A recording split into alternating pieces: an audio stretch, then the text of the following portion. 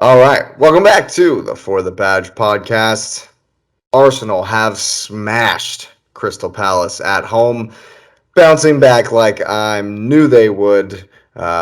It's all about the mindset. It's all about who's playing center attacking mid, as we know. But before we get into it, hit the like button, subscribe to the channel, and get that notification bell on. Another masterclass from Martin Odegaard. That's the place to start. That's the main point. Um, this one absolutely proves my point about the cups. Arteta just didn't care about him, didn't take him seriously, and not playing Martin Odegaard in this team is not taking whatever opponent you have seriously. Period. And this game was it was just back to business as usual. One thing I did notice that I definitely want to point out is that when Arsenal play well, it's kind of tough to choose a man of the match because so many guys are playing really well. Um, Aaron Ramsdale, worth mentioning, will be very upset about conceding the goal.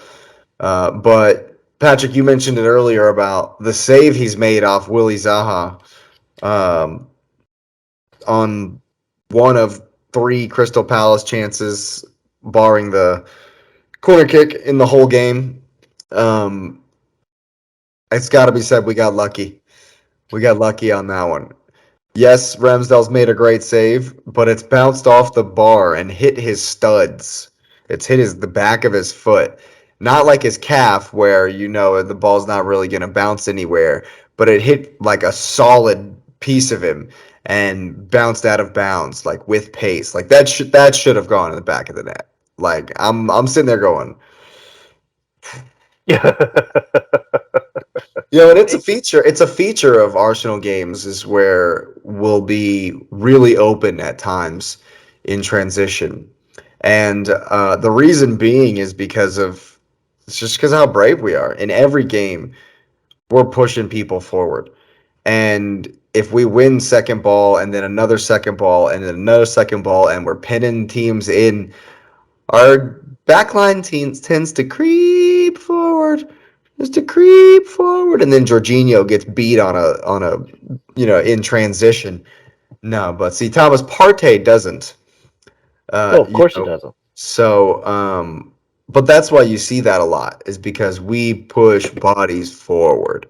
I mean, at one point in this game, Gabriel, He not got an Gabriel assist, didn't he? Jesus, not Gabriel Martinelli, Gabriel Magalagalas, or however you say his last name, received the ball in the box and held off his man, did a little turn and gave a pass. This is our center back. To So Saka for his first goal. yeah, I mean, I think it was, yeah.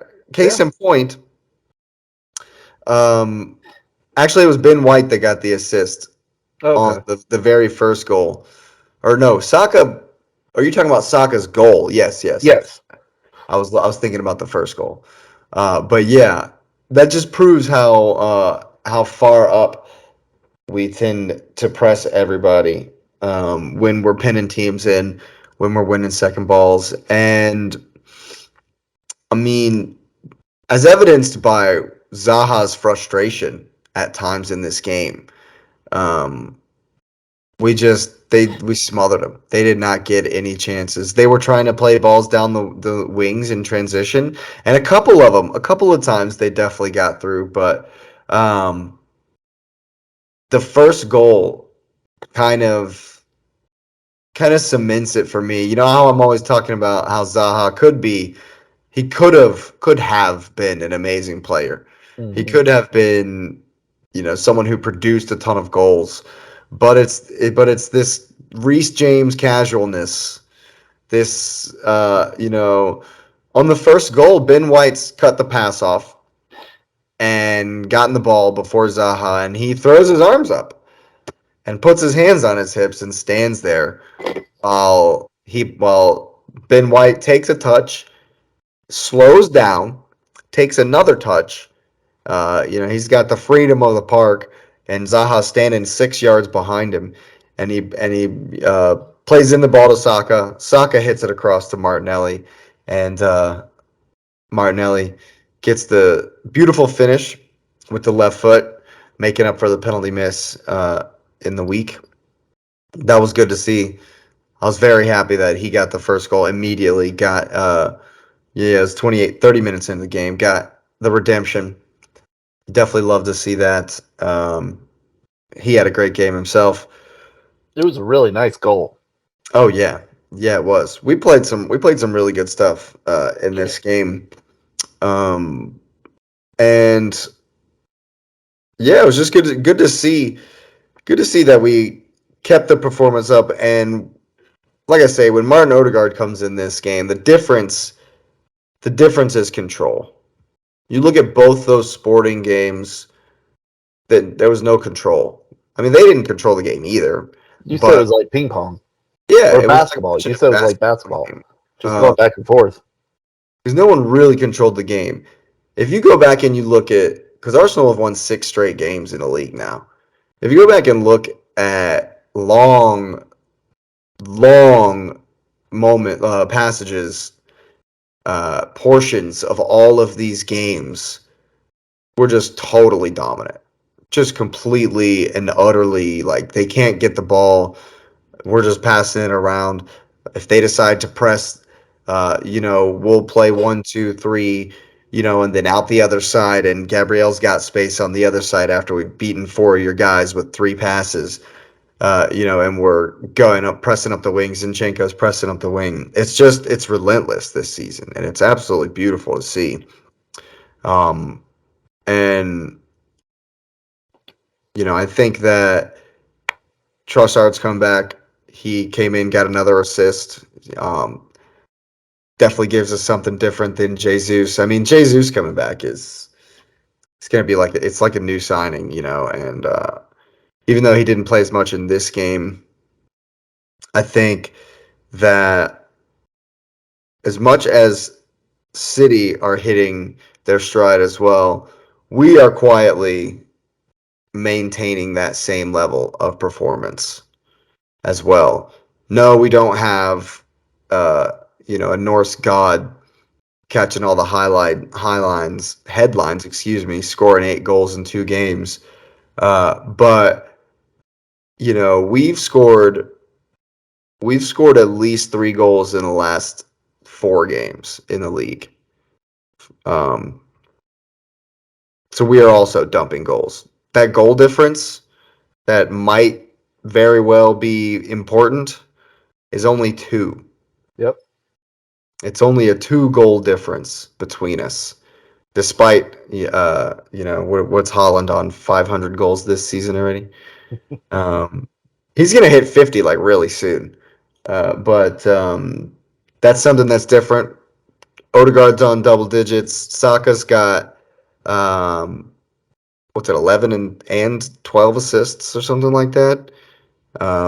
Martinelli's on double digits. Jesus is going to score 15 in the rest of the season. Love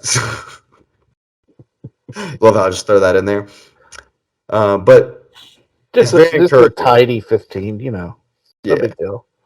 it's very encouraging to see him come back and boost all of that. And I think we definitely needed 100% had to win this game because if we would have dropped points here, even a draw, 6 points into the international break doesn't sound as awesome. Doesn't even get close to the 8 points going into the international break. And we're gonna need it. We're gonna need a cushion like that for sure. Y'all were talking about earlier in the City segment about how it could come down to the very end. And I was looking at the schedule the other day. I was like, man, I don't want it to be down. I don't want to have to beat Wolves, who are potentially fighting relegation on the last day. I don't want that to be the story where we had to play Wolves on the last day and then it was a shambles. I want 3 games left. I want to have it locked. I want to have it locked up. Often. Hmm? That doesn't happen in the league often, though. No. Last So time your we magic up it. number You know what your magic number is, right? I actually haven't looked at it yet, but it's something 26. ridiculous. Yeah, 26. 26. So because City's got 11 games left. So if they were to win all 11, that would give them 94 points. 26 would give you 95. So 8 wins and 2 draws. That's all it is. No big deal. No big deal. Yeah, don't lose. Oh my God, that's ridiculous. Because in those games, it's Liverpool away, it's Newcastle away, Chelsea at home, City away. I think we played Brighton as well. I Brighton. think that's away too. Let me look at this. Brighton could play spoiler. They did last season, if you recall. They're Because even though we beat right before we lost to Spurs at the end of last season, we lost to Brighton as well. It was 3 games back to back to back. Palace, Brighton, and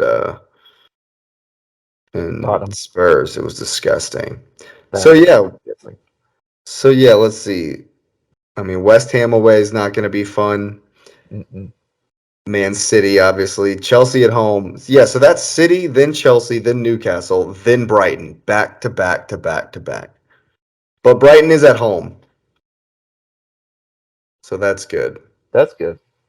We do have to go to Forest as well. It's not a fun run. No, ooh, It's Forest away. it's not a fun run in at all, to be honest with you. But hopefully they'll be able to maintain the spirit, maintain this run, um, keep the consistency, because that's something that we've had all season. The philosophy's been the same. And Odegaard has really championed that. His work rate is incredible. Like Mm-hmm. even off the ball, like we talk about how he's reaching maestro status on with his little dinks and his passes and his vision, but he also works in that press like really really hard, um, making tackles in our box, like defending way deep. Like he's got it, and I'm pumped that he's the captain and that he's so young. Because we got a young team going forward, Yeah, you do. even beyond this season. So Well, is he the most important player for this run in? Oh my God, by leaps and bounds.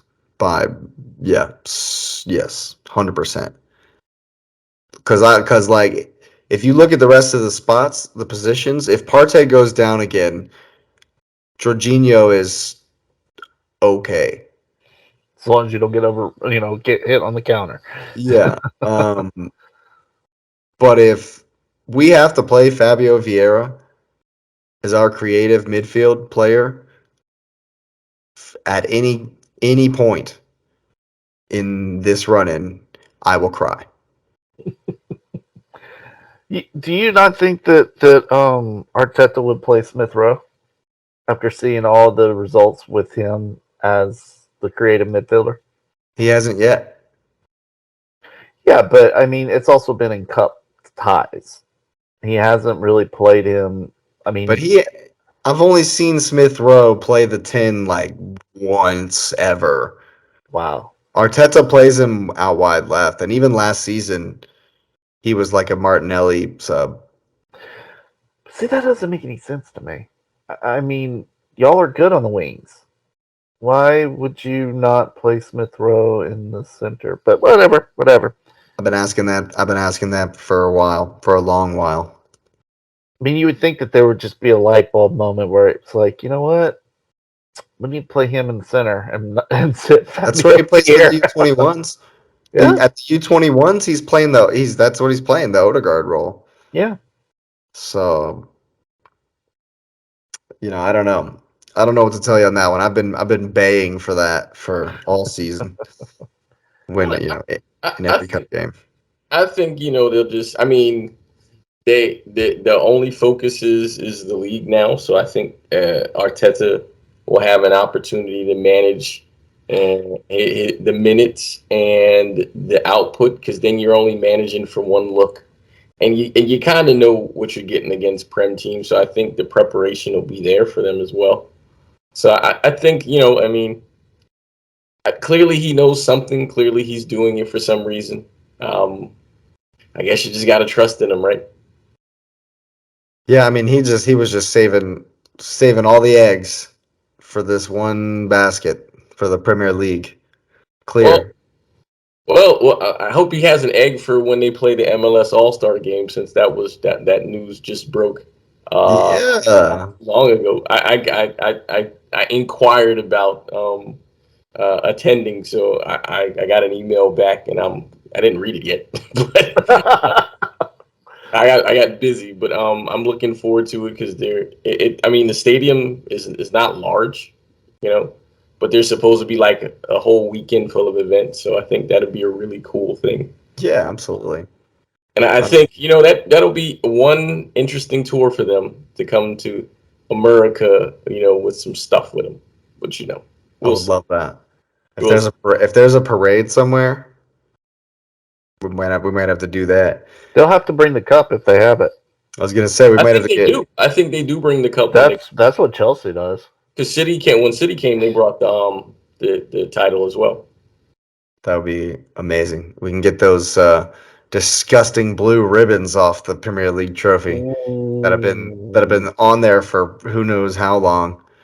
Yeah. Seems like they're permanently affixed to the Well, damn thing. who knows? It might be blue ribbons on 3 trophies this year. I'm just saying. You watch your mouth. Just saying. You watch your mouth.